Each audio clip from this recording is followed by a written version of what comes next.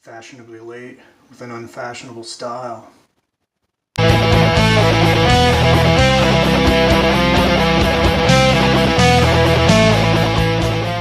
What's happening, YouTube? My name is Immortal Coil, and today we're going to be talking about Captain Marvel and the Avengers. I wanted to hold off on doing full reviews like a lot of my peers were doing as they came out, because there was a point that I was trying to make by showing these two trailers congruently. So before we make the point, let's actually watch the trailers so that we have some context.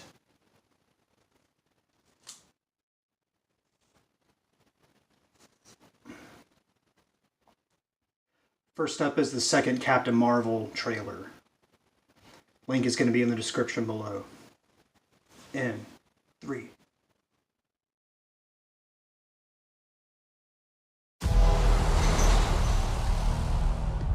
So, Skrulls are the bad guys.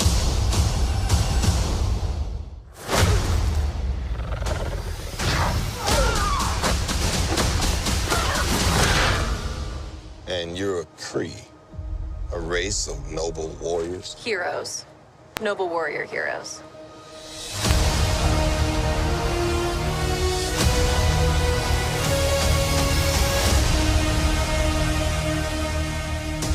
Your life began the day it nearly ended. We found you with no memory. We made you one of us, so you could live longer, stronger, superior. Is that Candice Bergen? You were reborn. I keep having these memories. Something in my past is the key to all of this. You know how to fly this thing? We'll see. That's a yes or no question. Yes. It's a Royale with cheese. Would you like to know what you really are? I think I had a life here. What aren't you telling me? You've come a long way, but you're not as strong as you think. This war is just the beginning. I'm not gonna fight your war. I'm gonna end it.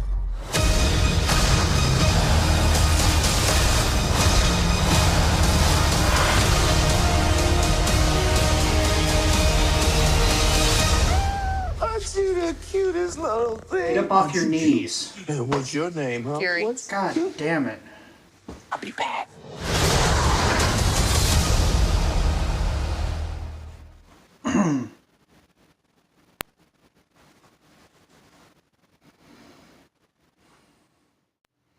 Okay, so I think after this I'm going to have to break down both trailers individually. There's a point that has to be made though, so let's go ahead and try to make it. Catch your breath. That was a lot to endure. Let's go ahead and look at the new Avengers Endgame trailer. And let's try to see how the two of these talk to each other.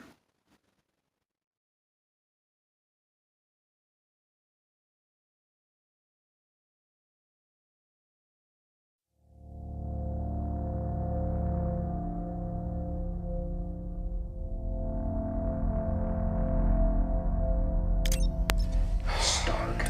This thing on? Hey, Miss Potts.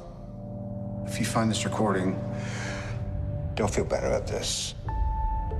Part of the journey is the end.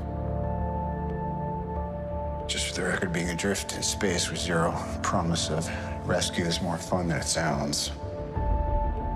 Food and water ran out 4 days ago. Oxygen will run out tomorrow morning. Kind of reminds me of that Doctor Who episode where he had the When I drift off, I will dream about you. the Cyberman. It's always you. This motherfucker is a little bit humble now.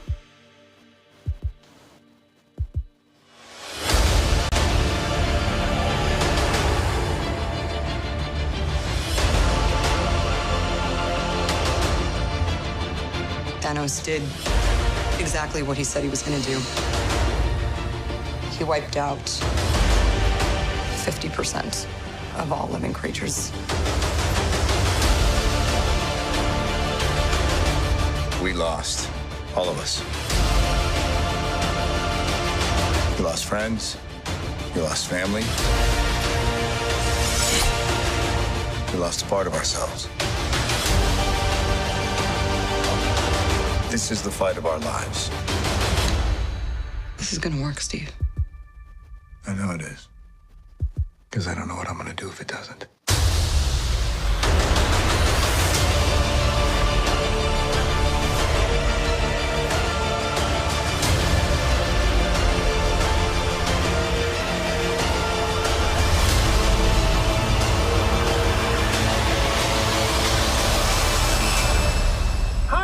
Is anyone home? This is Scott Lang. We met a few years ago at the airport in Germany. Got really big. Is this an old message? Ant-Man, I know you know. I know you know that. It's the front door. That's me. Can you buzz me in?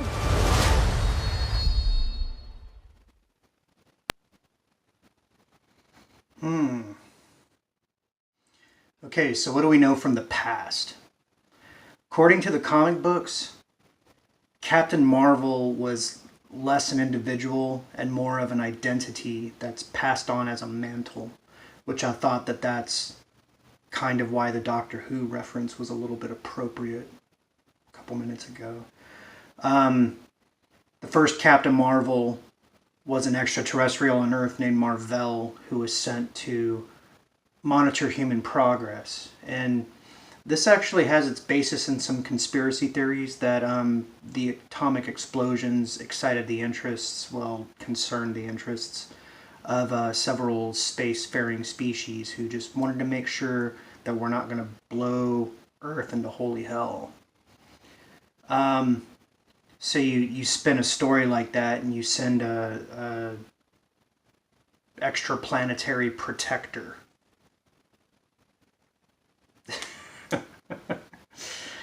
And this is what's funny is Mar-Vell, the male Captain Marvel, took down Thanos.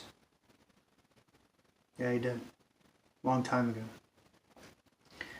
Now, this is what's funny, okay? There's a spot in the Captain Marvel trailer where they specifically do the her-ro gag. And I'm going to call it a gag. And I'll explain why. Carol Danvers, the blonde girl, was not the first female Captain Marvel. You know who the first female Captain Marvel was? Monica Rambeau. Black woman. Okay? Now, I'm not saying that we're not going to get a black woman or that they're, flushing Monica down the toilet. What I'm saying is I believe that they're going to blend the characters of Mar-Vell with Carol Danvers, and she's going to be the one to take down Thanos. And we didn't see her in this trailer, but this is just the first trailer for Endgame. Black Panther. Okay? Black Panther premiered to rave reviews, had a huge box office. And personally, I was enthralled by probably the first half of that movie. Okay?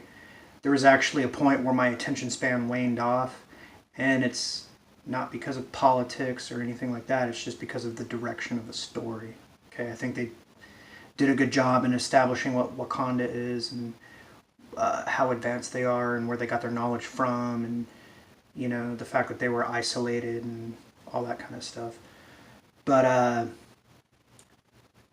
there were some pacing problems for me. I guess it's basically all I can disagree with. There were some pacing problems for me.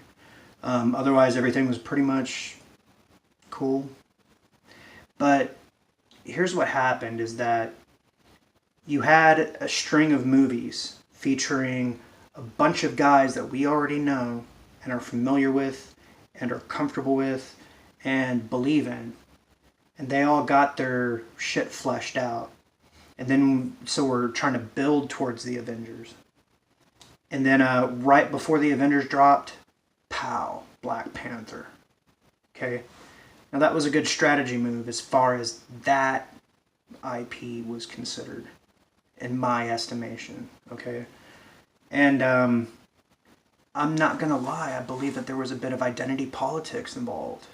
Because it's like, yeah, finally it's acknowledged that dark-skinned people had an African country that was more evolved and technologically advanced than all the rest of the world that nobody knew about, and kind of sent like seeds out from diaspora.